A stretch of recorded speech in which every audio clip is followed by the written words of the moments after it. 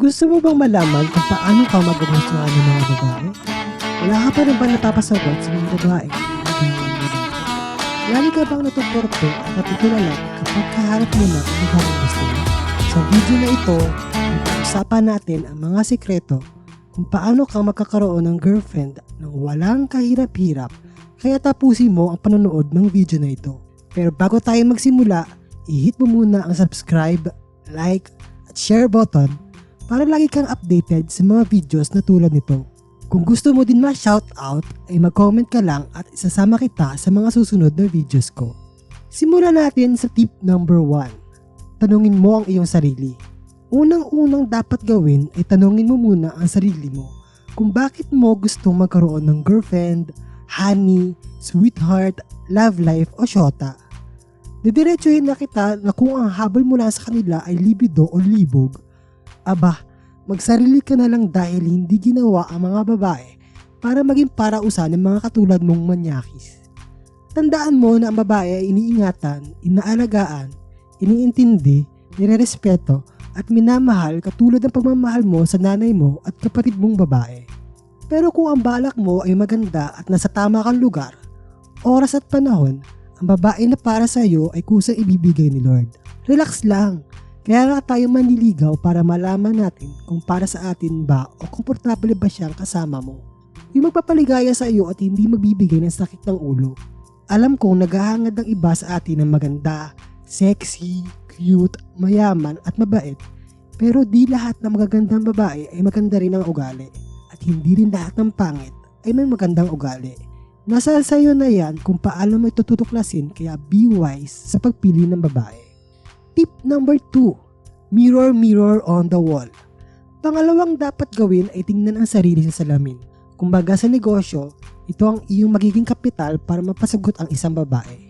Dito pa lang ay malalaman mo na kung may pag-asa ka ba o wala. Kaya bago mo basahin ang mga susunod na tips, try mo munang magsalamin. Tingnan na mabuti ang sarili. Magsuot ng mga damit na maging presentable para sa kanila, pero kailangan ay siguraduhin mong komportable ka din sa suot mo. Practice good personal hygiene. Maligo, mag-toothbrush at magpabango. Tip number 3. Lumabas ng madalas. Ang pagkukulong sa bahay o sa opisina ay hindi makakatulong para mahanap mo ang iyong magiging girlfriend. Maging pala kaibigan. Kung ikaw ay nagtatrabaho, matuto makihalubilo sa mga kaopisina lalo na sa mga babae. Malay mo, isa sa kanila ay may crush sa iyo at naghihintay lang na lapitan mo. Tip number 4. Laugh trip. Kadalasan kahit madaming alam ang isang guy at nakakasabay sa conversation ng isang babae, may tendency pa rin na hindi siya sagutin. Bakit? Kasi boring siyang kausap. Kailangan mo rin ng sense of humor. Isa yan sa mga hinahanap ng mga girls sa isang guy. Simulan mo sa panonood ng YouTube na may funny clips galing sa mga pelikula. Gusto nila na mapapatawa mo sila. Hindi lahat ng babae ay gusto ang mga gwapo. May mga babae talagang iniisip na mas maganda pa din na magaan ang kanilang loob sa gusto nila maging boyfriend. Ikilamang tip, baguhin ang nakasanayan. Makakatulong na mahanap mo ang iyong magiging girlfriend kung ang nakasanayan gawin sa araw-araw ay baguhin. Maaari pumunta sa ibang lugar o magbakasyon kasama ang mga kaibigan sa araw na wala kayong trabaho. Makakatulong din na mag-sign up sa isang malapit na gym sa inyong lugar at doon ituloy ang pag-exercise kaysa gawin ito mag-isa sa loob ng inyong bahay. Sa ganitong paraan, posible makakilala ka ng bagong kaibigan na maaaring maging kasintahan kapag nagkapalagayan kayo ng loob. Ito ang mga listahan ng mga lugar na para makakita ng potensyal na girlfriend. Unang-una, kapitbahay. Pangalawa, friend ng inyong kapamilya o kamag-anak or kaibigan. Pangatlo, paaralan. Pang-apat, simbahan. Ikalima, community organization. Ika-anim, sa trabaho. At ikapito, kahit saang lugar na regular mong pinupuntahan at minamimit kang girls. Ika-anim, lakas ng loob at kapal ng mukha.